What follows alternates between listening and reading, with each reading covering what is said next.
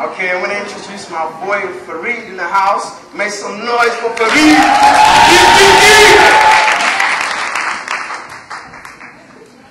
I'll hold it first.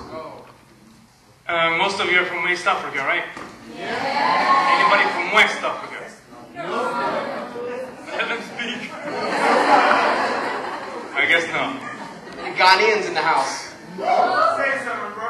Yeah! Boy, Eric at the back, bro.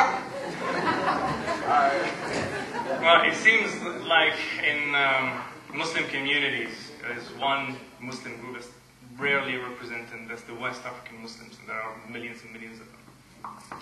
And this is just a sample of their culture.